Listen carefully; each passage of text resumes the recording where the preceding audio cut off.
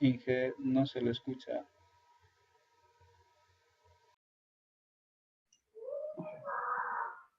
Desde el principio no se me escuchaba. Ya, entonces, ya, como les estaba diciendo, lo que vamos a hacer ahora es ver el término de lo que es evaporación o evapotranspiración, como lo manejamos en el tema del balance, ¿se acuerdan? Este término, que lo manejamos como pérdida. Entonces, para determinar la evaporación o evapotranspiración, ¿ya? O para consultar más de forma profunda este término, lo que pueden ver es en español el capítulo 4 de Aparicio, el 7 de Billón, el 5 de Monsalve, o en inglés pueden ver Subramanía o Bisman, ¿ya? Lo que vamos a ver, o el contenido en el que está estructurado el tema 6, son 7 puntos en los que vamos a ver las definiciones básicas, las formas de medición de la evaporación, formulaciones para la estimación de la evaporación, proceso de evapotranspiración y su medición, formulaciones para la estimación de la evapotranspiración potencial, de la evapotranspiración real y problemas. Entonces, ¿qué entendemos por evaporación?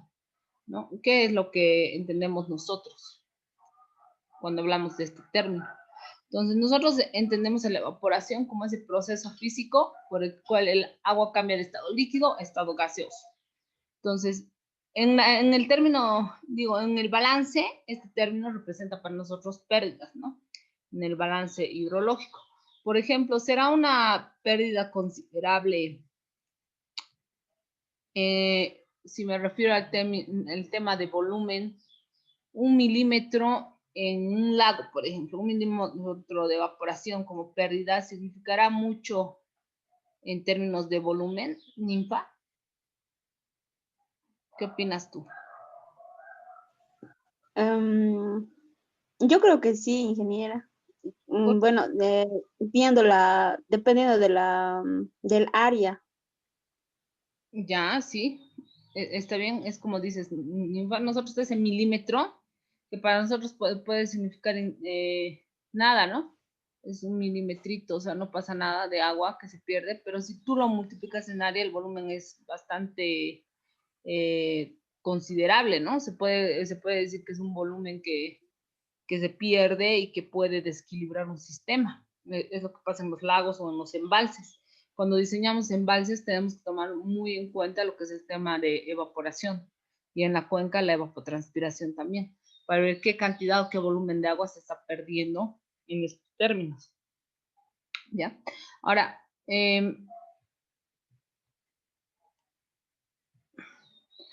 ¿cuándo se origina? O sea, en realidad dentro del ciclo puede originarse por incremento de temperatura, ¿no? O también puede originarse si encontramos agua atrapada o retenida en las superficies vegetales, ¿no? Aquí tenemos una representación esquemática de la evaporación. En realidad la evaporación es agua, se genera acumulación de agua sobre una determinada superficie. Hay una acumulación de agua en esta superficie y esa acumulación de agua, humedad que se ha generado se evapora. Eso es solamente evaporación, ¿no? Es lo que pasa en los lagos, ríos, etcétera, ¿no? En cambio, la transpiración nosotros la entendemos como el proceso biológico por el cual las plantas transpiran, ¿no? Representa el 99% del agua recibida por una planta a través de sus raíces. Y, bueno, en realidad la pérdida de agua de las plantas hacia la atmósfera es en forma de vapor también. Ahora, depende mucho del tipo de planta la cantidad de agua que va a ir transpirando, ¿no? En este esquema estamos viendo una representación de lo que es la transpiración. ¿Qué es lo que pasa? Tenemos el cultivo, ¿no? Entonces, este cultivo, la cantidad que absorbe de agua del suelo de las raíces del suelo, la transpira a través de las hojas, ¿no? Entonces, ese es el proceso de transpiración. Y si nosotros combinamos este proceso, ¿no? De evaporación y transpiración, que en realidad es más sencillo de determinar, por eso es que se han visto varias formulaciones para determinar este parámetro de medición de la evaporación y transpiración en forma conjunta cuando hablamos de una combinación de agua-suelo, porque después es más complicado, o sea, solamente medir la transpiración y solamente la evaporación. Cuando ya tenemos un sistema combinado, entonces tenemos que combinar ambos términos. Es por eso que se han planteado diferentes formulaciones para determinar este término en conjunto. Por eso le decimos evapotranspiración. Evapotranspiración en esa combinación, ¿no? De cultivo, vegetación, agua, suelo. Y evaporación solamente en la combinación de sobre una superficie, agua acumulada, ¿ya? Entonces, este término de evapotranspiración es la combinación de todo, ¿no? Entonces, el suelo más lo que produce la vegetación. Entonces, otro término con el que tenemos que estar familiarizados es el uso consultivo, que es la cantidad de agua utilizada cada año por el cultivo o la vegetación natural para transpirar y construir los tejidos, ¿ya? Entonces, el uso consultivo se puede decir que es aproximadamente igual a la evapotranspiración. Los factores que afectan, esto es importante. ¿Qué factores afectan a los procesos de evaporación? Tenemos que tomar en cuenta la radiación solar. En realidad nosotros necesitamos información de todos estos términos para poder resolver un problema de evaporación y evapotranspiración. Es lo que tenemos que tomar en cuenta. Para determinar la evaporación o la evapotranspiración necesitamos bastante información de las estaciones meteorológicas, por ejemplo, radiación solar, temperatura del aire y del agua, presión de vapor, humedad relativa, viento, presión atmosférica, calidad del agua de la fuente de evaporación, geometría de la superficie del agua. Entonces, todos estos términos afectan en el proceso de evaporación y evapotranspiración.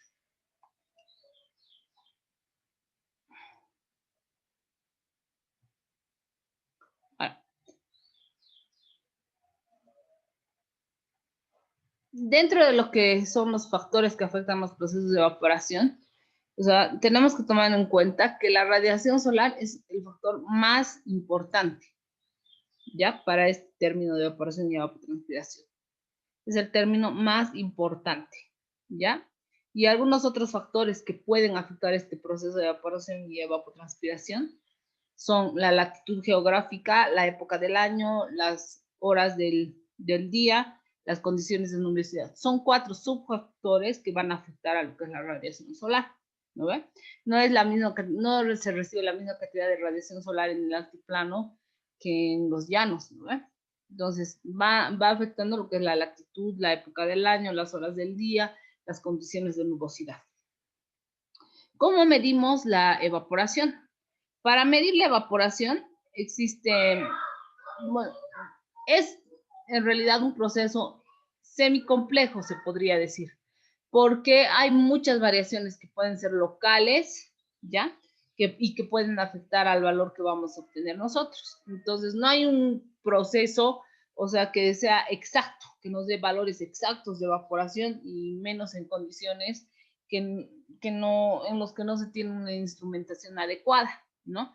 Entonces, por eso dice la evaporación es distinta en un terreno seco y en otro con charcos, y eso es lógico, ¿no ve? En un terreno seco habrá menor cantidad de evaporación que en un terreno con charcos. Entonces, las condiciones locales también afectan para la medición de este término.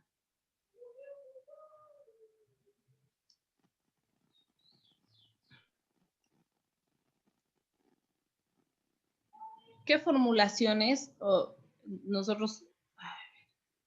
Aquí, seguimos en este término, ¿no? Ahora, la cantidad de agua evaporada en una superficie se puede medir con evaporímetros. Esas son mediciones directas o mediciones en campo. Por eso, en la facultad tenemos una estación detrás del edificio con la que podemos observar que se tiene implementado un tanque evaporímetro. Los tanques evaporímetros son instrumentos que nos permiten medir la evaporación in situ. Ya es una medición de campo. Podemos utilizar formulaciones empíricas, ya conocen cuáles son las formulaciones empíricas. Son fórmulas que han nacido de experiencias, de mediciones empíricas que se han realizado, que no necesariamente tienen una correlación en unidades, sino que tenemos que meter las mediciones que realicemos o los parámetros o los datos que nos solicitan en las unidades que están planteadas en la fórmula como tal. aunque no tengan una correlación, ¿no? Y también están las formulaciones o ecuaciones analíticas en las que sí se toman en cuenta lo que son las unidades, ¿ya? Ahora, los evaporímetros más o de mayor interés en hidrología son, como les decía, los tanques de evaporación. Pueden ser superficiales o pueden ser enterrados, o también pueden ser flotantes, ¿no? Por ejemplo, en un embalse se puede implementar un tanque flotante, ¿ya? La medición está condicionada por las características meteorológicas de la atmósfera, temperatura, insolación, viento, lluvia. Por ejemplo, será lo mismo, o sea, se evaporará la misma cantidad en un tanque evaporímetro, imagínense un tanque de altura, de un tanque circular, así un tipo barril, así son los tanques evaporímetros, pero chatitos, o sea, bien cortitos, o sea, de altura, por decirle, 50 centímetros, y de diámetro 1,50 m, ¿ya? Entonces, será lo mismo, la cantidad de evaporación será la misma en este tanque evaporímetro que en un embalse, ¿sí? ¿No? Porque estando en el mismo lugar, uno al lado del otro. Armando.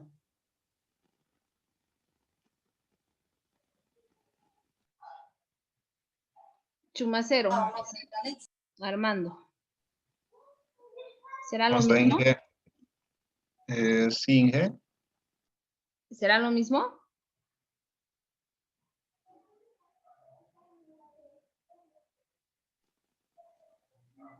¿O no? No, Inge. ¿Por qué?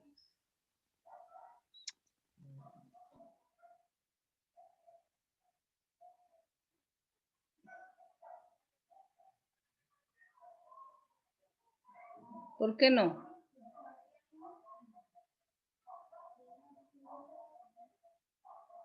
¿Quién puede ayudar a Armando? Creo que no estaba atendiendo la clase. ¿Quién quiere responder? Yo, Ahí Inge, puedo. ya, Yasmani. Dime.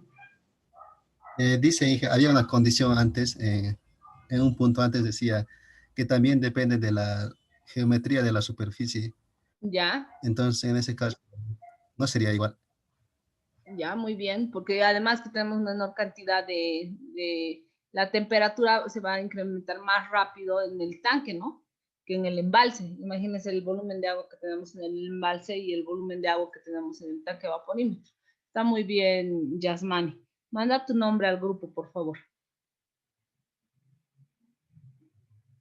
Para puntos. Al grupo de WhatsApp.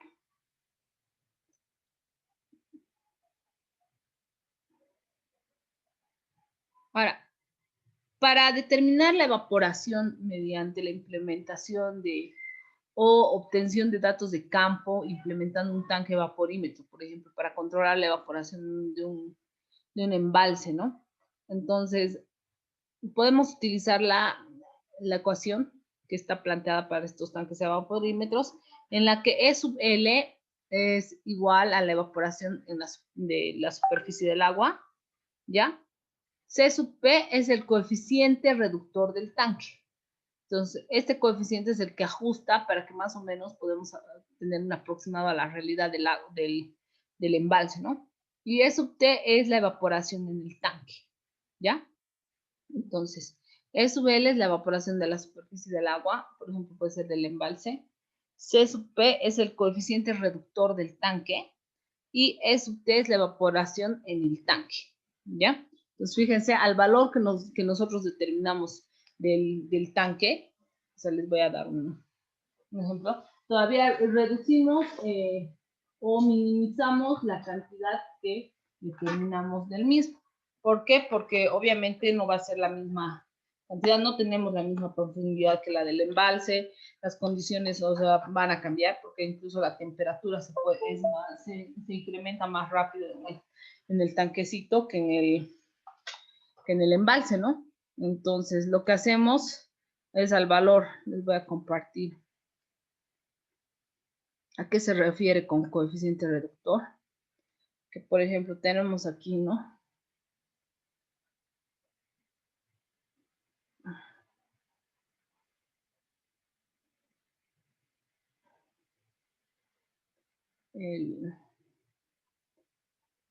tanque, ¿no?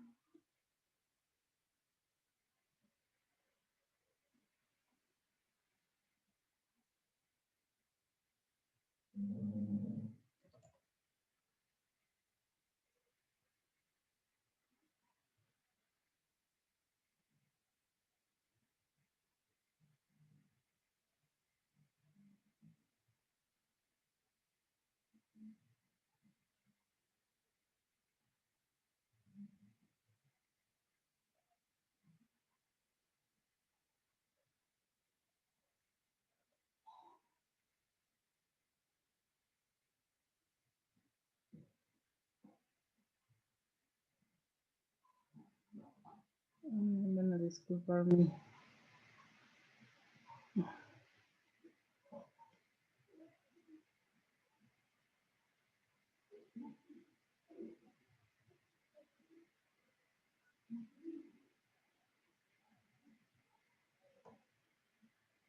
Quizá.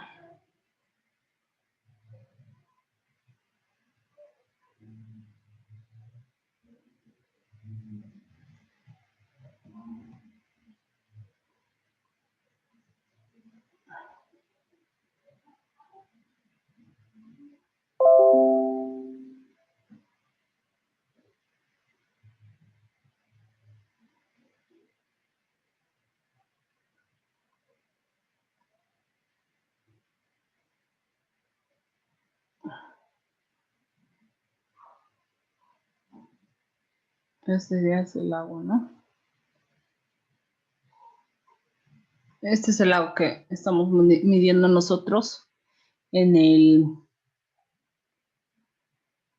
embalse, ¿no? Entonces lo que yo hago es, tengo esta medida, ¿no? Inicial. Esa para mí va a ser, ay, no. ¿Qué estoy haciendo? Tengo esta medida inicial. Aquí.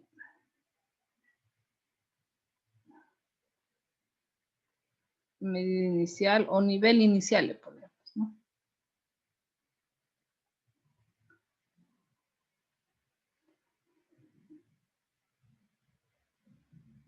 Y luego va a pasar no sé, va a haber un incremento de temperatura, se va a generar la evaporación.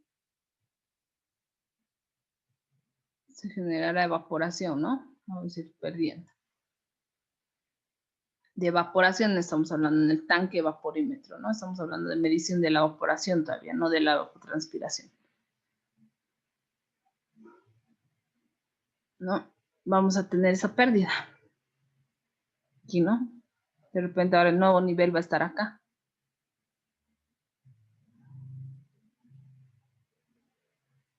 Entonces ese va a ser el nivel final.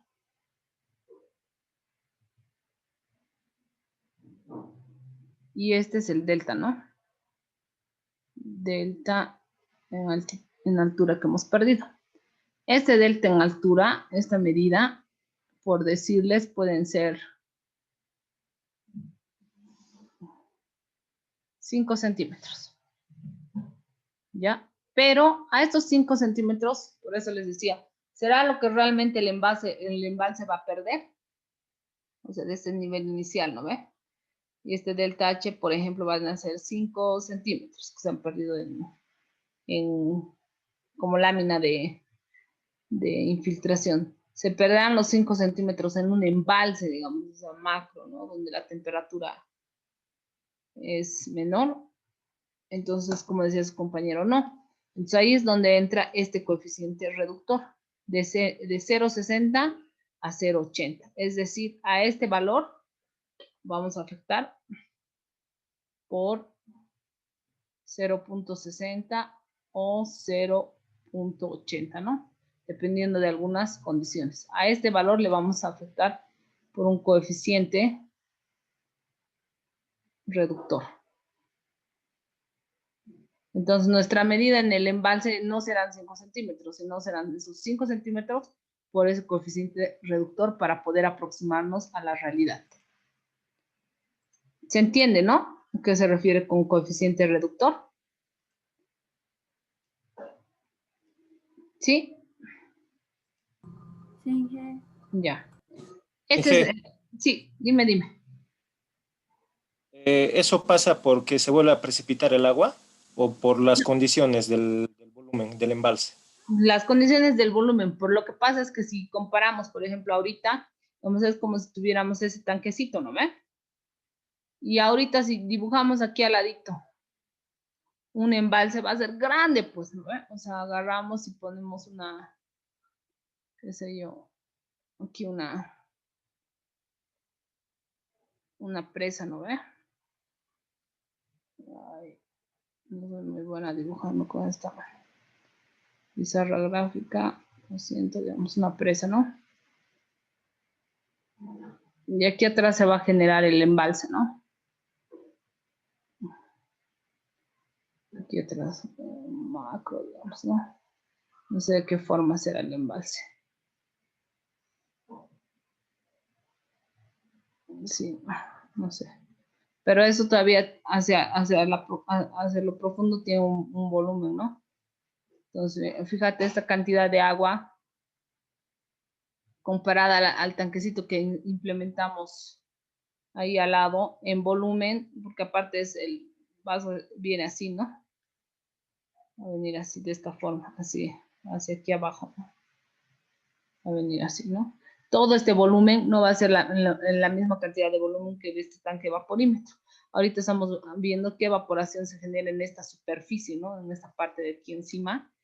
Si lo vemos así, en realidad es, ¿por qué afectamos por este coeficiente de, no es tanto por la precipitación, sino es más por el hecho de que en el volumen y la geometría son diferentes, entonces esas condiciones van a afectar a la evapotranspiración, digo a la evaporación del embalse comparadas con la del tanque evaporímetro en realidad, ¿no? O sea, lo ideal sería medir el decrecimiento de del embalse como tal, ¿no? Porque el embalse es como una laguna artificial, sería lo ideal implementar un sensor de medición para ir viendo cuánto se está perdiendo en altura. Y hay sensores que nos permiten medir eso, ¿no? Son un poco caros, más caros en comparación, serían mejor que un tanque evaporímetro, ¿no? Pero es una de las formas de medir la evaporación, son estos tanques precisamente. No sé si responde tu pregunta. Sí, pero mi pregunta iba más, por eso, ¿en qué casos entonces asumiríamos 0,6 y en qué casos 0,8? Ah, ya, no, ahorita vamos a ver las condiciones, dependiendo de la, ya tendré, dependiendo mucho de la superficie, del tamaño del embalse, por ejemplo. O sea, mientras más grande el embalse, ¿qué factor utilizarías tú? ¿0,8 o 0,6? Mientras más grande 0,6 creo que... Exacto, está bien. Mientras más grande utilizas el coeficiente más que va a generar mayor reducción en realidad, ¿no ve? Que sería 0,6. 0,8 no va a reducir tanto. Entonces, mientras más pequeño es más próximo a 1 el coeficiente que vamos a utilizar, ¿no? Allá. Ya he entendido entonces tu pregunta. ¿Fernando eras? No me acuerdo. Sí, Fernando Padilla. Fernando, ya. Seguimos.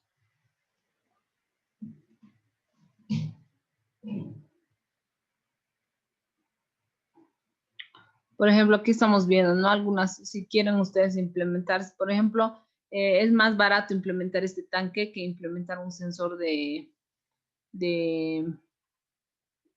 niveles, ¿no? De variación de niveles, ¿no?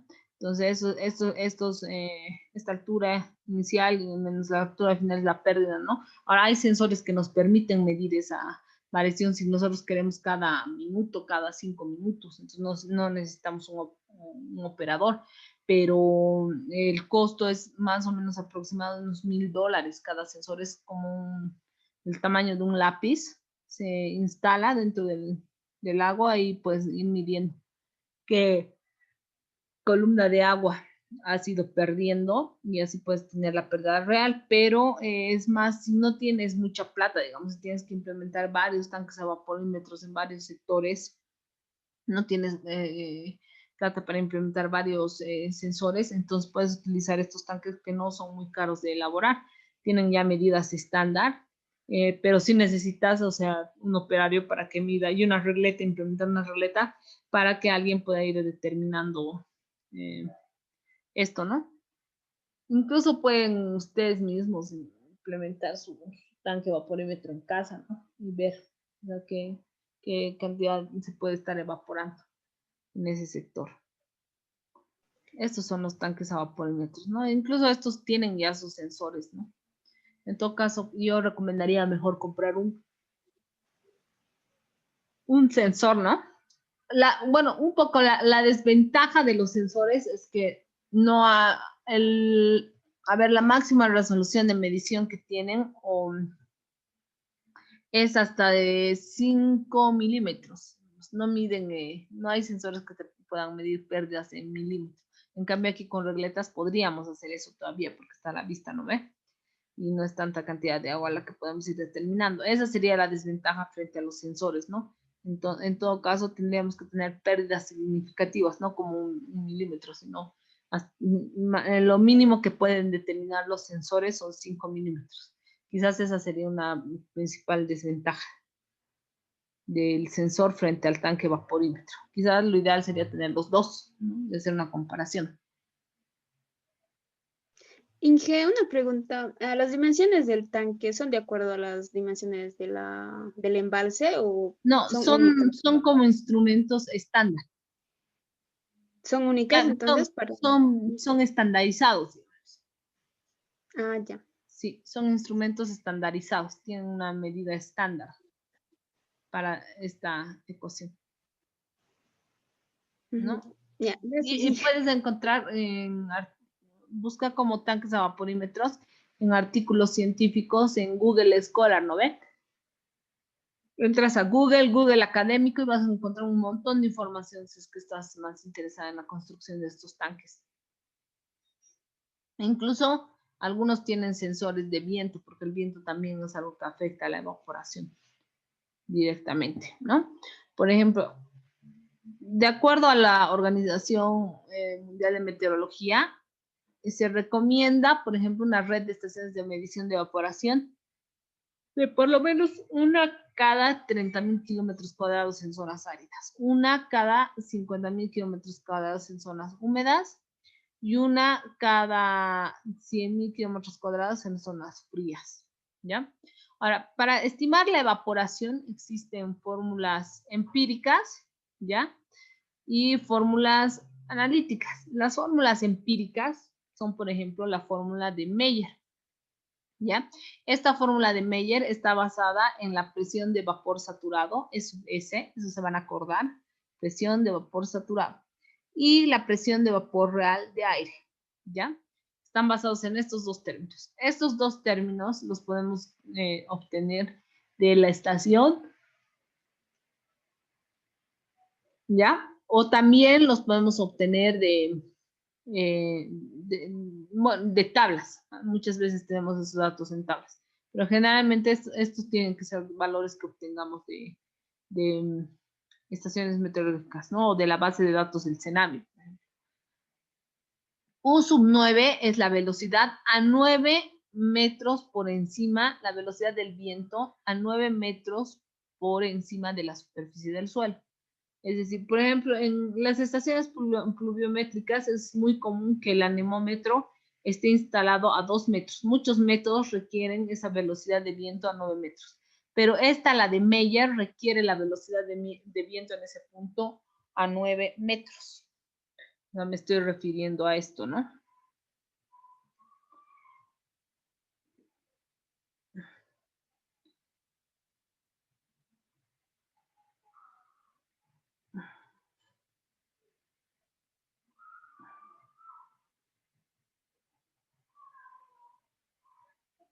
Esa es mi superficie.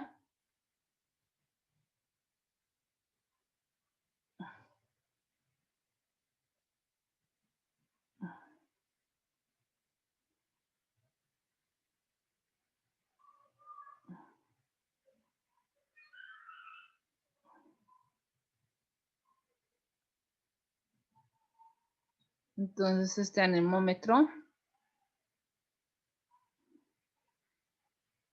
ya, que esté de aquí de la superficie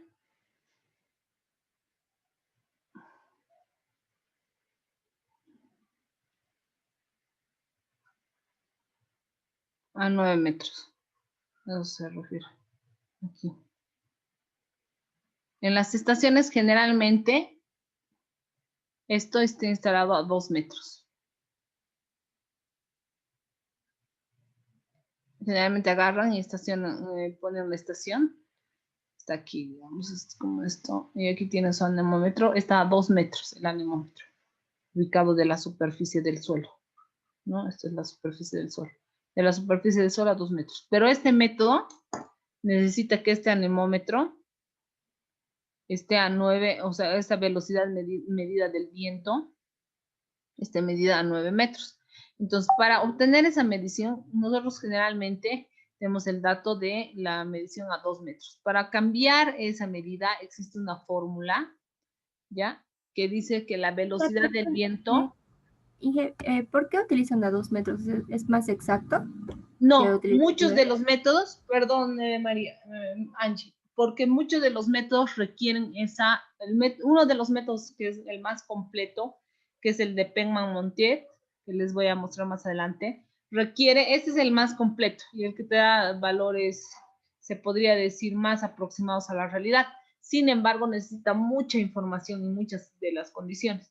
Entonces, este anemómetro, uno también puede ser factor económico, pero este método se ha adecuado más a esas condiciones. Entonces, la estación, siempre que la implementan, generalmente, ¿no? Hay otras que son grandes, las telemétricas, ¿no? Entonces pueden tener una variación en la instalación del anemómetro, pero las más simples, las más sencillas, las estaciones más sencillas, las comunes, instalan el anemómetro siempre a 2 metros, pero es por las condiciones de la formulación de Penman-Montier que requiere la información de la velocidad de viento a 2 metros. Por eso es más común, o sea, muchos calculan la evaporación y la evapotranspiración por el método de Penman-Montier. Y ese método requiere la información a 2 metros. Es de los más completos. Pero la desventaja de ese método también es que requiere mucha información. Eso. Está bien, gracias, Inge. De nada, Angie. Ahora, para transformar esa velocidad, puede ser que nosotros, nuestra estación, la común, es más, la que tenemos en Yotala, del instituto, en la que también se pueden hacer prácticas, lastimosamente no ahora porque estamos en pandemia, pero tiene la velocidad medida a 2 metros, entonces ustedes van y sacan esa velocidad y la miden a 2 metros, ¿no? Entonces, para que ustedes puedan calcular la evaporación de, por ejemplo, de un embalse cercano a esa zona, entonces tienen que agarrar y tienen que transformar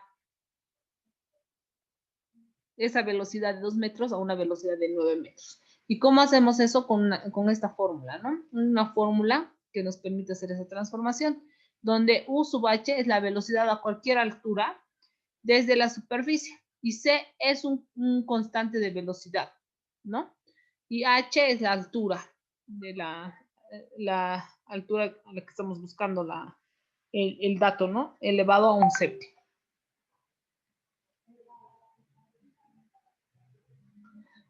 Otra de las fórmulas que podemos utilizar, me voy a decir, el KM es un coeficiente.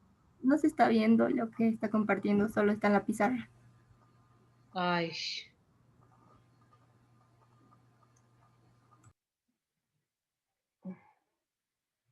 Ahora sí. Sí, ahora sí. Esta es de la fórmula que les hablaba. U sub H es la velocidad a cualquier altura. C es un valor constante de velocidad que se determina con estos datos y H es la altura a la que está medido esa velocidad de viento. Ahora, con esta fórmula podemos hacer las transformaciones correspondientes para obtener la velocidad, ¿no? A 9 metros. KM es un coeficiente que considera varios factores y es igual a 0,36 para lagos grandes y profundos y 0,50 para lagos someros y pequeños, ¿ya? Entonces, a veces la velocidad de viento no está por eso disponible para diferentes alturas y por eso utilizamos esta expresión de la que les estaba hablando. Otra de las formulaciones empíricas que podemos utilizar es la de Rower, ¿ya? Donde E sub L, E sub S y E sub A son como se definieron anteriormente en la fórmula de Meyer.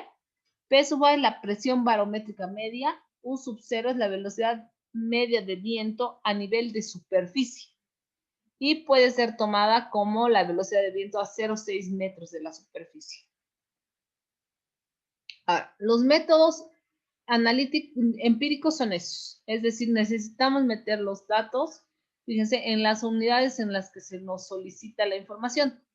El valor de la evaporación me va a proporcionar en milímetros días. La presión de vapor saturado tenemos que meterla en milímetros de mercurio. La presión de vapor real de aire en milímetros de mercurio. Y la velocidad de viento en kilómetros hora. ¿Ya? Entonces, fíjense que eso es...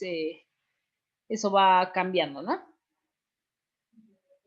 Ahora, en Rower lo mismo, ¿no? Tenemos que tomar en cuenta que es una fórmula empírica, no hay correlación de unidades. Pero en las formulaciones analíticas, ¿ya? En las formulaciones analíticas para determinar esta evaporación, sí tenemos que considerar las unidades, ¿ya? Hay una correlación de unidades. Entonces, estas fórmulas analíticas se pueden clasificar en 4 categorías, ¿ya? Métodos de balance hídrico, como el que conocemos, ¿se acuerdan? Planteamos la ecuación de balance y de ahí podemos determinar el término, ¿no? Pero para eso tenemos que conocer todos los otros términos. El método del balance energético, que es como un balance hídrico, pero basado en energía. El método de transferencia de masas y el método combinado de Penn. El método de balance hídrico es como ya lo hemos planteado y lo conocemos, ¿no? Pero para eso tenemos que conocer todos los otros términos, ¿no? Precipitación, escorrentía superficial entrando, escorrentía subterránea entrando, escorrentía superficial saliendo, escorrentía superficial subterránea saliendo y el cambio de almacenamiento, ¿no? Tenemos que conocer todos esos términos. En el tema de balance energético, o el método del balance energético, se basa en la ecuación de continuidad de energía térmica, ¿no? Fíjense. Entonces es un poco más complejo, entonces no es muy utilizado realmente, no en nuestro medio al menos, pero se basa más en lo que es un balance, pero a nivel energético. Es pérdida de calor, en otras palabras. ¿Sabes quiénes ven esto? Los de industrial, en termodinámica. Ellos tienen que controlar bien esto, lo que es un balance energético. Y también está el método de transferencia de masas, que establece que la energía calórica es otro factor que interviene en el proceso de evaporación, que igual no es tan utilizado. Uno de los más utilizados es el de Penman, y el más utilizado es el de Penman-Montiel. ¿Ya? Entonces, Penman en realidad combina lo que es el método de balance de energía y transferencia de masas y lo plantea a través de una ecuación donde E sub L es la evaporación diaria, ¿ya? Delta es la pendiente de la curva de presión de saturación, ¿ya? Gamma es la constante ciclométrica cuyo valor es 0.49 milímetros de mercurio por sobre grado centígrado. R sub n es la radiación neta, ¿ya? E sub A es el poder evaporante del agua. El cálculo implica que se tienen que determinar algunos de los dos principales parámetros de la ecuación, que son la radiación neta y el poder evaporante del agua, ¿ya? Algunos de estos términos requieren información de tablas y otras requieren información de cálculo de fórmulas, ¿ya? Por ejemplo, la radiación neta está basada en la radiación R sub n mayúscula, que es la radiación neta, pero expresada en calorías centímetro cuadrado día, ¿ya? La densidad del agua, ¿ya? Calor de vaporización del agua, ¿ya? Y ese calor de vaporización del agua por 0.1 por la densidad, lo denomina como un solo término que es C sub 1. Y ese C sub 1 nosotros lo podemos encontrar en tablas, ¿ya? Ahora, esta radiación mayúscula neta también la podemos determinar como la radiación absorbida menos la radiación emitida. Y esa radiación absorbida tiene una subfórmula, ¿ya? En base al albedo. El albedo es el que depende de la superficie evaporante. Por ejemplo, este término o este método de Penman y más el de Penman-Montier se utiliza para calcular la evaporación y la evapotranspiración, ambos. ¿Qué es lo único que cambia? Este albedo, eso anótense, ¿ya? Cuando es agua, tiene un valor. Y cuando es superficie con vegetación, tiene otro valor.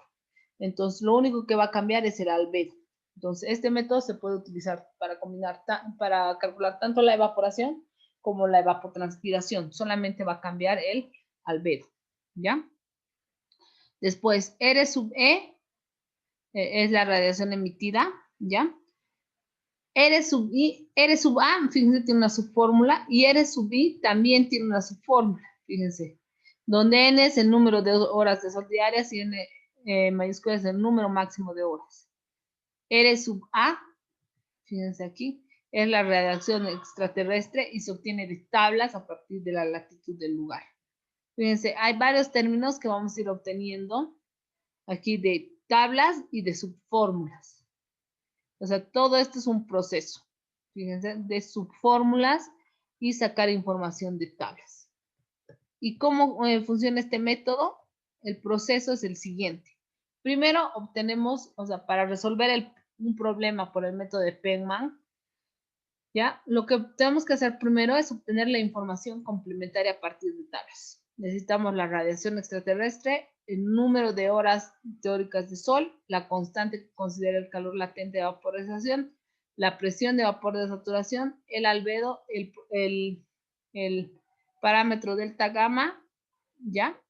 De tablas. Todo eso tenemos que ir anotando. Luego, calculamos la radiación neta, y para calcular la radiación neta, primero calculamos la radiación incidente, luego la radiación absorbida, luego la presión de vapor de aire, después la radiación emitida, luego la radiación neta calorífica, luego la radiación neta equivalente del agua, y para poder evaporante de agua, la velocidad corregida del viento, si es que se requiere, y ese sería el proceso, ¿no? Eso es lo que tenemos que hacer para calcular por el método de Penman. Para llegar a esta pequeña fórmula que se está planteando, tenemos que hacer todo ese proceso, ¿no? Que lo vamos a ver en un ejemplo, para que no es difícil, sino es trabajar de forma ordenada nada más. Tenemos que ir trabajando de forma ordenada y es más mecánico, digamos, en todo caso. El cálculo de la evaporación y de la evapotranspiración no es tanto como el del balance, digamos, estar pensando, pero ¿qué pasa si se combina este canal y llega agua? No, sino es más, son más procesos mecánicos que de pensar el cálculo de la evaporación y de la evapotranspiración, ¿ya? Entonces, las formulaciones para la estimación de la evapotranspiración potencial, no, hemos quedado en procesos de evaporación, evapotranspiración y su medición. Hasta ahí hemos visto lo que es el cálculo de la evaporación y las fórmulas planteadas, tanto empíricas como analíticas. Ahora vamos a pasar a explicar lo que es la evapotranspiración y cómo la podemos medir. Ese proceso de evapotranspiración, como se había establecido en el apartado 6.1, considera dos procesos diferentes, uno que es la evaporación y la transpiración, ¿no ven? Entonces hay algunos factores que pueden afectar, que es la radiación solar, la temperatura, la humedad, ¿no? ¿Qué quiere decir esto?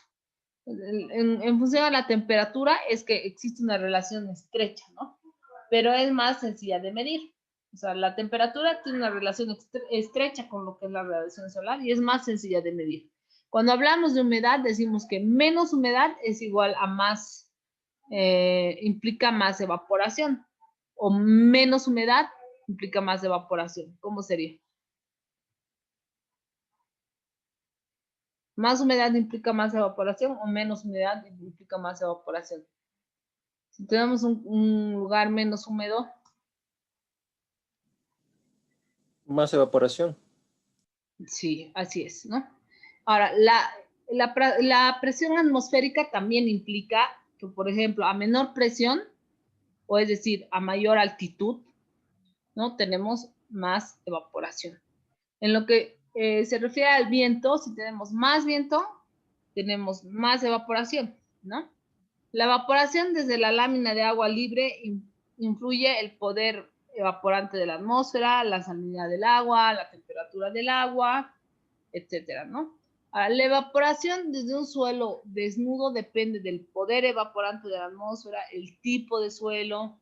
Por ejemplo, no es lo mismo si es arcilla, si es roca, si es arena, ¿no?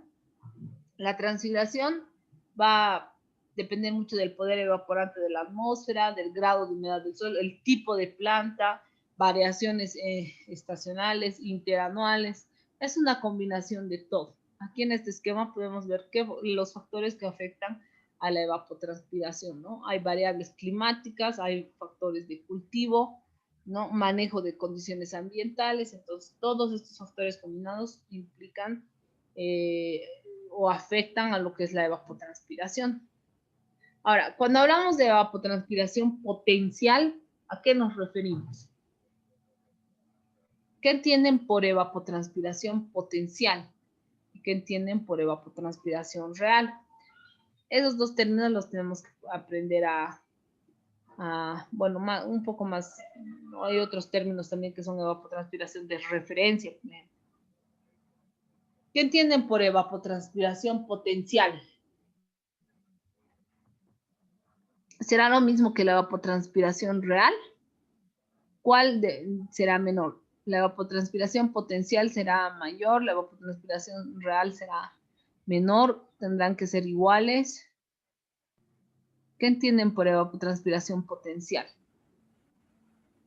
No es la que se espera, ¿eh? A La que ver, se cree que va a haber, ¿la que se espera? Otra vez, por favor. la que se cree que va a haber. Ya, la que se piensa que, la que puede llegar, o la cantidad que puede llegar a Sí, la que se evaporarse. estima. ¿Ya? Sí. Y ¿Alguien más? la real es otra. ¿La real es la que puede llegar a evaporarse o la que se espera? La que se evapora. Es la que realmente se evapora. La que se está evaporando, entonces la potencia llegaría a ser mayor quizás, y la real puede que sea menor que la potencial. Ya, más o menos. ¿Cómo tendrá que ser la relación entre la evaporación, la evapotranspiración real y la evapotranspiración potencial? A ver, piensen, el que me diga esa condición, le regalo 5 puntos para su examen final. ¿No sería que la real tiene superficie de agua y la potencial asume otros valores aparte de la superficie de agua? Y por eso sería menor la Más o menos, hay una condición que relaciona lo que es la evapotranspiración real y la evapotranspiración potencial. A ver, piensen, les doy 2 minutitos para que me den la respuesta.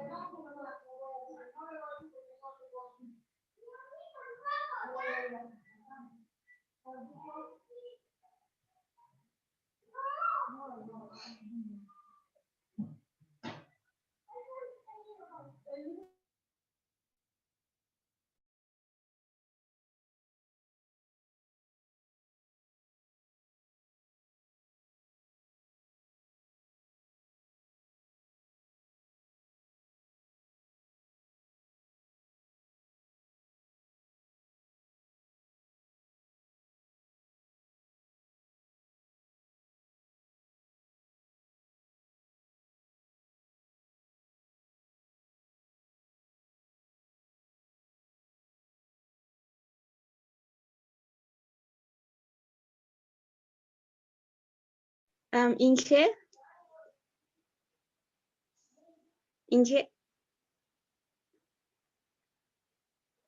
Dime. Lo que he entendido es que la potencial tiene condición de saturamiento en todo momento. En cambio, la evapotranspiración real, la saturación depende de las condiciones del suelo. Ya, está bien, pero ¿cómo tiene que ser la relación entre la evapotranspiración real y la evapotranspiración potencial. ¿Será la real será mayor, será menor, Disculpe, será ingeniera, igual? La potencial no sería de- mayor, porque está saturado Ya, en todo momento. ok, disculpe, ingeniera, pero ¿cuál sería la? A ver, José Antonio, a ver, dime. la potencial no depende de la real, ingeniera, para sacar sus datos, para poder calcular. Más o menos, no tanto. Hay fórmulas que nos permiten determinar la potencial y hay otras que nos permiten determinar la real. Pero hay una condición, o sea, sí podemos utilizar la real para determinar la potencial o la potencial para la real, pero hay una condición de la que quiero que me hablen. ¿Qué pasa en términos de real y potencial cuando comparamos ambos valores? ¿Qué condición se debe cumplir? La potencial sería la cantidad que tiene el suelo de evaporar y la real sería que Lo que realmente evapora. Y siendo Sí. así, ¿qué condición tiene que cumplir? La evapotranspiración real debe ser ¿qué? Igual, menor. menor a la evapotranspiración potencial. ¿Ya solo menor? Menor o igual, Inge. Sería solo Menor o igual, eso es. ¿Quién ha respondido eso? Solo sería menor. Fernanda Gutiérrez, Inge. Gutiérrez. Fernanda. Fernanda. Ya, eso, manda tu nombre, Fernanda. Esa es la condición. Y tienen en la presentación, chicos, no han bajado. Pero eso es lo que quería que me digan. O sea, la evapotranspiración, a ver, vamos a ir definiendo los términos. La evapotranspiración potencial es como han dicho, ¿no? Es la cantidad que puede llegar a evaporarse, que puede ser capaz de evaporarse. Y la real es la que realmente se va a evaporar, porque no en todo momento se tiene esa cantidad. Por diferentes condiciones puede ser que ya se haya perdido cierta cantidad de agua en el lugar que estamos evaluando la evapotranspiración. Entonces, solamente se va a evapotranspirar lo que se tiene en el almacén, digamos. Por más que el almacén tenga una capacidad de acumular, por decirles, 3 metros cúbicos, pero si ese almacén solamente tenía 2 metros cúbicos, solamente esos 2 metros cúbicos se van a evapotranspirar. Se tenía la capacidad de que se evapore 3 metros cúbicos, pero si el tanque está medio lleno, si en el almacenamiento solamente tenemos 2 metros cúbicos, solo esos 2 metros cúbicos se van a evaporar. A eso se refiere con evapotranspiración real. Y la evapotranspiración de referencia, ¿ya? Es una medida de evapotranspiración que se ha determinado para un pasto de 12 centímetros de altura. Es decir, han hecho una parcela experimental, ¿ya? Con un pasto de 12 centímetros de altura y ahí han ido midiendo la evapotranspiración de referencia. Y la evapotranspiración de cultivo es esta evapotranspiración de referencia y han generado o creado un coeficiente de cultivo. Es decir, a esta evapotranspiración de referencia la multiplican por un coeficiente de cultivo y se transforma en ETC. Ahora, lo que yo creo que me respondan es la correlación que existe entre la evapotranspiración real y potencial es esta, ¿no? La evapotranspiración real no, o sea, siempre va a ser menor o igual a la potencial, no mayor, ¿no? Porque ya hemos dicho, la potencial es lo que puede llegar a evaporarse, pero no se va a evaporar más de lo que se podría llegar a evaporarse, de los 3 metros cúbicos que tenemos en almacén, ¿no ve? Y la real puede ser menor o igual, nunca mayor. Entonces, si por ejemplo yo les doy un problema, les digo determinar la evapotranspiración potencial y lo real en esta cuenca en la que se tienen estas condiciones, entonces les doy todos los datos y me entregan un valor en el que la evapotranspiración real o dentro de un balance que ustedes vayan a hacer y pasa. En estudios hidrológicos les van a pedir la evaporación, que es un término muy importante para el diseño del embalse o de otra infraestructura hidráulica, y también les dicen determine la evapotranspiración en la cuenca. Y muchas veces, ¿qué hacen? Les proporcionan valores de evapotranspiración mayor a la potencial, y eso no puede ser posible. La evapotranspiración real va a ser siempre menor o igual ya, menor o igual, incluso, o en las mediciones, en instrumentos que ustedes implementen y de repente tienen valores de evapotranspiración mayores a los de la potencial, entonces hay un error. La evapotranspiración real va a ser siempre menor o igual a la evapotranspiración potencial, ¿ya? Entonces, de esa evapotranspiración de cultivo que les hablaba, es de este coeficiente de cultivo. En la FAO, ustedes, esta evapotranspiración de cultivo la van a tener que determinar. Entonces, para muchos proyectos hidrológicos, para el tema de análisis en cuencas, análisis hidrológicos en cuencas. Este coeficiente de cultivo depende mucho del tipo de cultivo de planta. Entonces, estos valores los pueden encontrar en la FAO. Ya hay muchos valores para maíz, papa, haba, en mediano crecimiento, en crecimiento intermedio, crecimiento mayor. Entonces, esto también lo van a ver a más profundidad los que se vayan por el área de aguas en ingeniería agrícola. Entonces, ven este tema también de evapotranspiración de cultivo, ¿ya? En hidrología también podemos considerar que la evapotranspiración dentro de un balance general, la evapotranspiración potencial puede ser igual a la evapotranspiración de referencia, ya, a la que les decía, la del pasto, ya. Entonces, para determinar esta, aquí tenemos esquematizado lo que les decía, la evapotranspiración de referencia es para un pasto, así medido de 12 centímetros de altura, estudiado así de esa forma. Y multiplicando esa evapotranspiración de referencia por un coeficiente de cultivo, ahora puede ser, por ejemplo, maíz, papa, haba, entonces tenemos la evapotranspiración de cultivo, ¿ya? Ahora, la medición directa de la evapotranspiración se puede realizar a través de lisímetros, parcelas experimentales como esta, ¿no? O perfiles de humedad del suelo.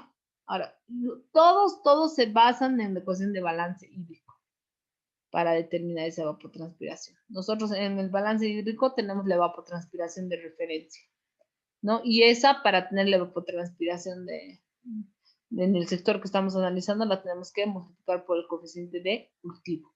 Eso lo van a ver a mayor profundidad cuando estén en agrícola. Ahora, los lisímetros, por ejemplo, son instrumentos que tienen un sistema para medir el agua drenada a través del suelo, ¿no?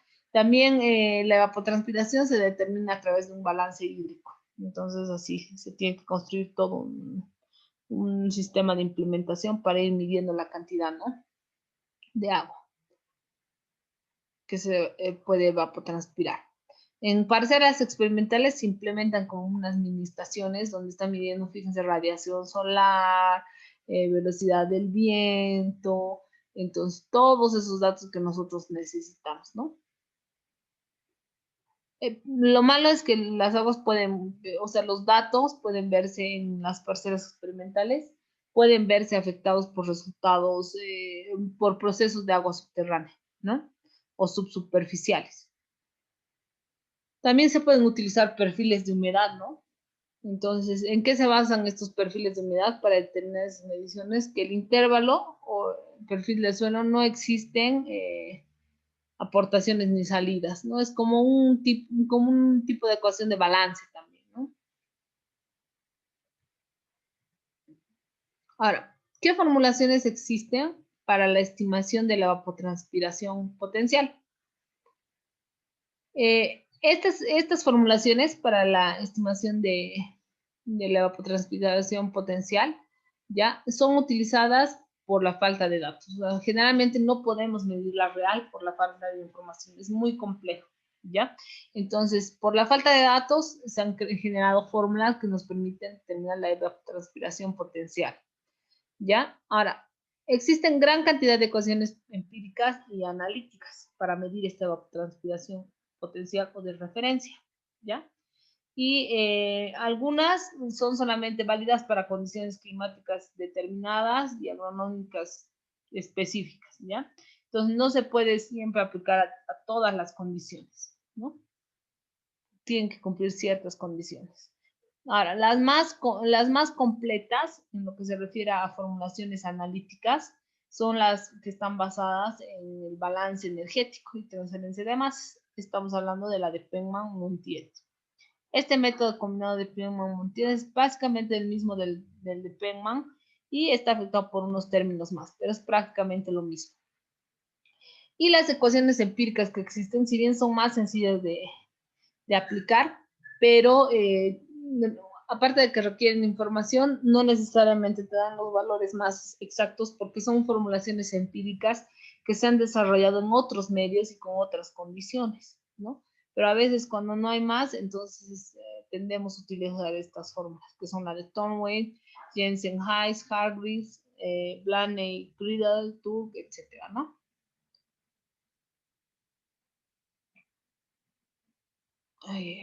Aquí está. Entonces, por ejemplo, para Thornway, en un resumen, algunas formulaciones para determinar la evapotranspiración potencial por los métodos de fórmulas empíricas que les decía, son, por ejemplo, que la de Thornway solamente necesita temperatura, sí o sí. ¿Ya? Jensen-Hayes necesita temperaturas medias, máximas y mínimas. Hargreaves necesita temperatura y radiación solar.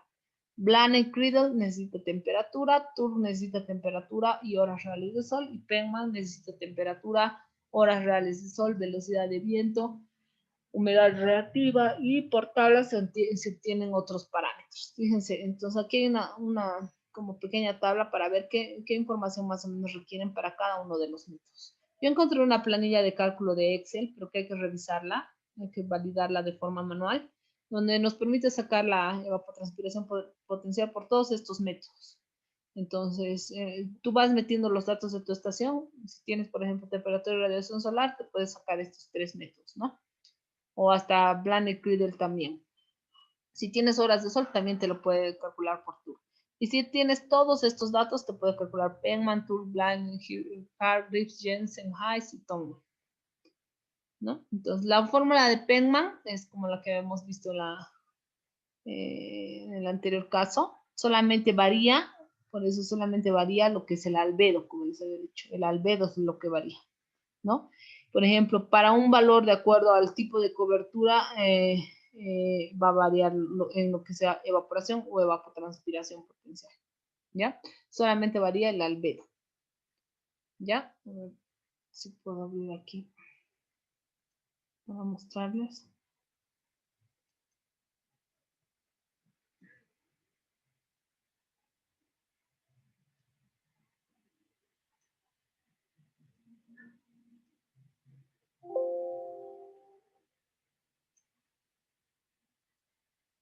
Aquí, este es ¿están pudiendo ver el Excel, no, chicos? Los datos de Excel. Sí, se ve, ingeniera. Miren, fíjense, el albedo, aquí este albedo, va a depender mucho de la superficie evaporante y varía, fíjense, de 0.02 a 0.6 para agua libre a ciertas condiciones de temperatura, ¿no?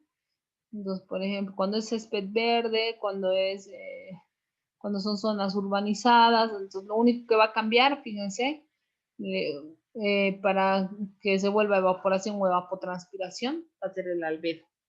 Entonces, si es agua libre, es evaporación, ¿no ven? Aquí tenemos. O sea, varía de 0.02 a 0.06 para condiciones de temperatura menores a 30 grados y de 0.06 a 0.06 a 0.4 para agua libre a temperaturas mayores a 30 grados centígrados. Lo demás ya es para diferentes tipos de superficie, ¿no? Es lo único que varía.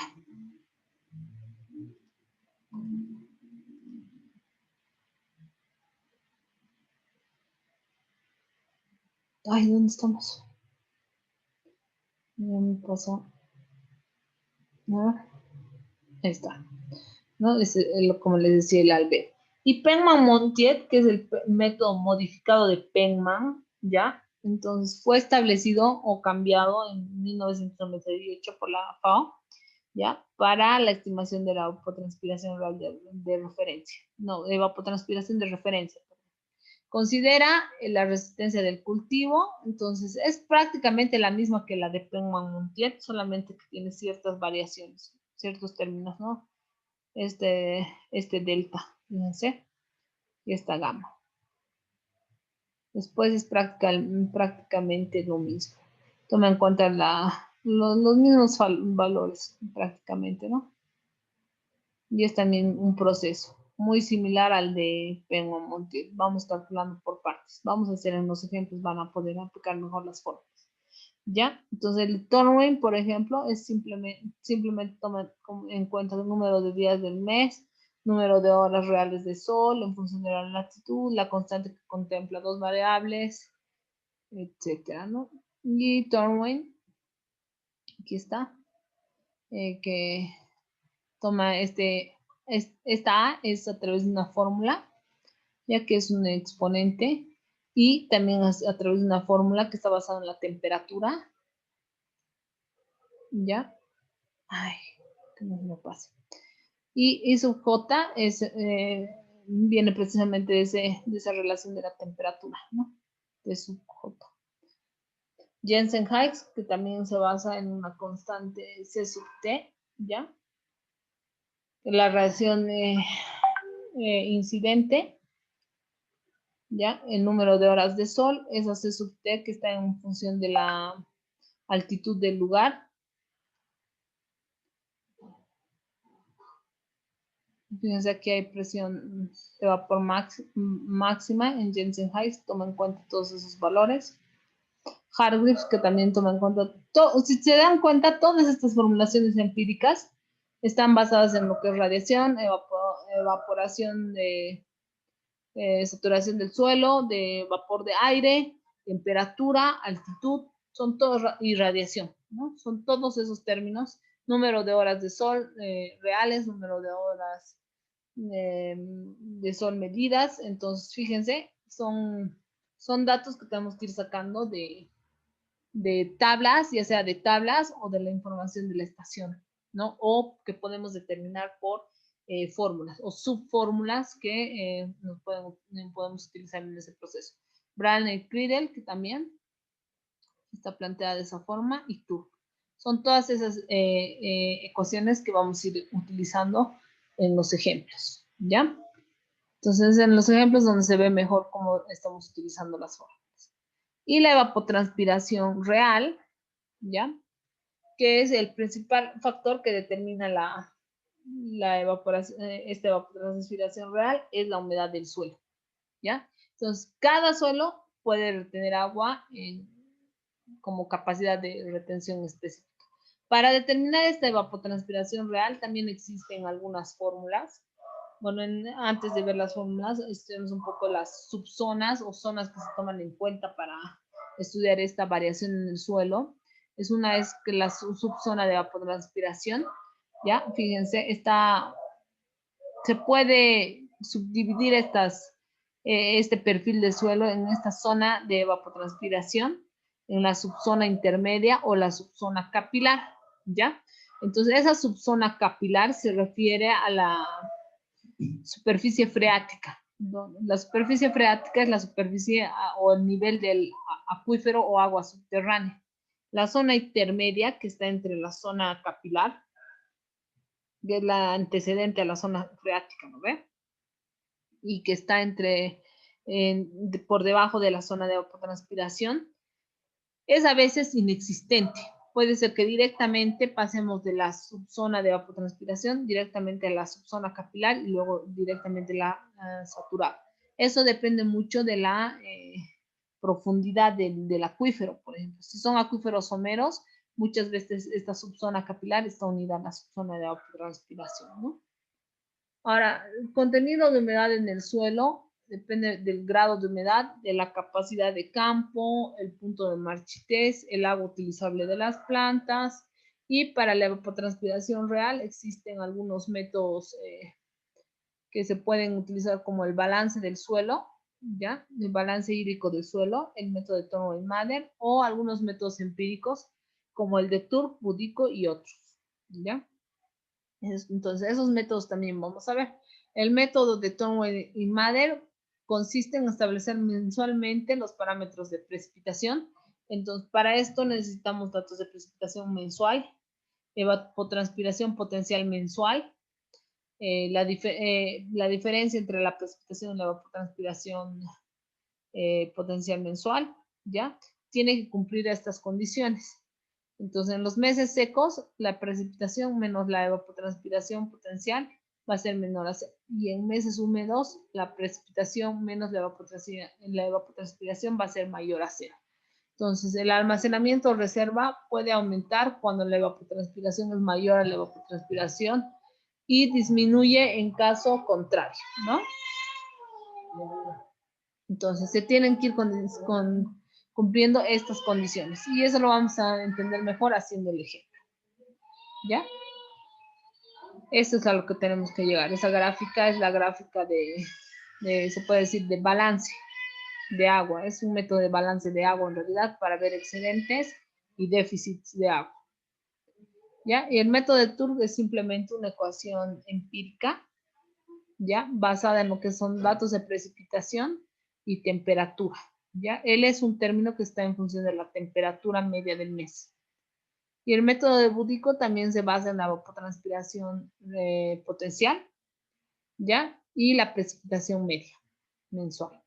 Entonces, todas esas formulaciones que hemos visto, en resumen, tienen que recordar que lo que hemos visto es el cálculo de evaporación y cálculo de evapotranspiración.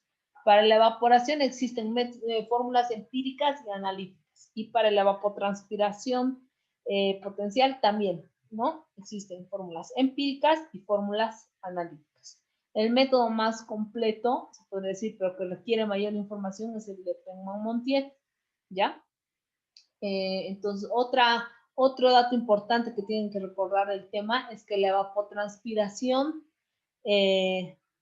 real debe ser siempre menor o igual a la evapotranspiración potencial, nunca mayor, ¿ya?